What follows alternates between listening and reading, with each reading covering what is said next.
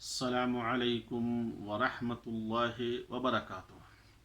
حامدوں و مصلین اما بعد، آج جو میں گفتگو کرنے جا رہا ہوں وہ کون سے حالات ہیں جس میں نماز کے لیے قبلہ ساقط ہو جاتا ہے، یعنی قبلہ کے غیر قبلہ کی طرف اس کی نماز ہو جاتی ہے۔ پہلی جو اس کے چند حالات ہیں، سب سے پہلی حالت جو ہوتی ہے وہ ہے کہ انسان اجنبی جگہ پر ہو جہاں اسے قبلہ معلوم نہ ہو، اور نہ کوئی ایسے وسائل ہیں جس سے قبلہ کو پتہ لگایا جا سکے، یا نہ کوئی ایسا شخص ہے جو ہم کو قبلہ بتا سکے۔ تو ایسے حالات میں وہ نمازی اپنے دل سے جس رخ اس کا دل مطمئن ہو نماز پڑھ لے، اور نماز پڑھ لے گا وہ کافی ہے۔ اگرچہ نماز کے بعد یہ بات واضح ہو جاتی ہے کہ وہ غیر قبلہ کی طرف نماز پڑھا ہے، تو بھی نماز ہو جائے گی، کیونکہ اللہ تبارک و تعالی خود قرآن عزیز میں کہا ہے فاتقوا اللہ ما استطعتم، اپنے طاقت کے مطابق تم اللہ سے خوف کیا کرو، اللہ سے ڈرا کرو، اللہ طاقت کے مطابق۔ دوسری جگہ اللہ تعالیٰ خود کہا لا یکلف اللہ نفسا الا وسعها، اللہ تعالیٰ طاقت سے زیادہ کسی کو مکلف نہیں کرتا، اور اس آدمی کو، اس نمازی کو اتنی ہی طاقت تھی، اپنے طاقت کے مطابق اس نے اطمینان ہوا اور اس کے طرف نماز پڑھا، اگرچہ قبلہ صحیح نہیں تھا پھر بھی اس کی نماز ہو جائے گی۔ دوسری جو چیز ہے کہ حدیث جو ہے وہ مشہور غیر قبلہ کی طرف نماز ہو جائے گی۔ اللہ کے رسول صلی اللہ علیہ وسلم کی جو حدیث ہے، عبداللہ بن عمر رضی اللہ تعالی روایت کرتے ہیں کہ اہل قباء کے متعلق کہ وہ شام کی طرف، یعنی پہلے قبلہ بیت المقدس تھا، اس طرف نماز پڑھ رہے تھے۔ کسی خبر کر دینے والے نے حکم دیا کہ اللہ تعالیٰ نے نبی صلی اللہ علیہ وسلم کو حکم دیا ہے اور قبلہ بدل گیا ہے، یعنی قبلہ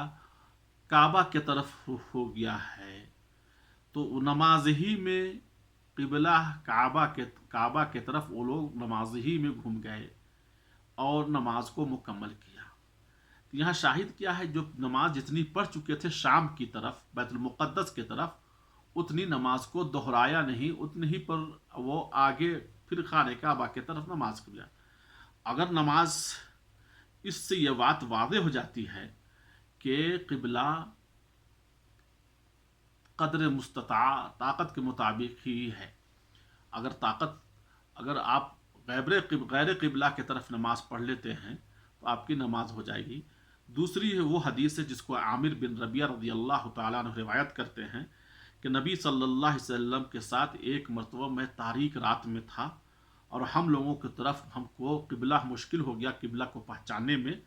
ہم لوگ نماز پڑھ لیے، اور جب سورج طلوع ہوا تو ہم لوگوں کو یہ واضح بات ہو گئی کہ ہم غیر قبلہ کی طرف نماز پڑھے ہیں۔ تو اس کے بعد اللہ تبارک و تعالی نے یہ قرآن عزیز کی آیت نازل کی فَأَيْنَمَا تُوَلُّوا فَثَمَّ وَجْهُ اللَّهِ۔ اس سے معلوم ہوتا ہے کہ انسان استطاعت کے مطابق یقین کر لے اور اس کی طرف نماز پڑھے، اگرچہ غیر قبلہ کی طرف نماز پڑھا ہے تو نماز ہو جائے گی۔ اسی طرح مسافر ہے، اور مسافر کے ہر سفر میں اس کے نماز کا وقت ہوتا ہے،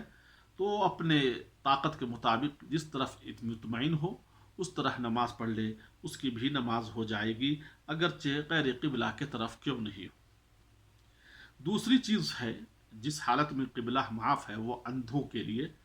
اندھا آدمی ایسی جگہ ہے جہاں کوئی آدمی اس کو بتانے والا نہیں ہے، نہ کوئی ایسی نشانی ہے جس سے وہ پہچانے کہ قبلہ کی طرف قبلہ کدھر ہے، تو وہ اس کی بھی نماز ہو جائے گی، اس لیے کہ اس کی طاقت اتنی ہی ہے۔ تیسری حالت ہے کہ آپ شدت خوف ہو، کافی خوف خراش اپنے نفس پر ہو یا مال پر ہو، اور جس طرف ہے اسی طرف آپ نماز پڑھ رہے ہیں، تو آپ کی نماز ہو جائے گی۔ یا ہے یعنی جس طرف آپ کو خوف ہے کہ اس طرف سے کوئی چیز آ رہی ہے،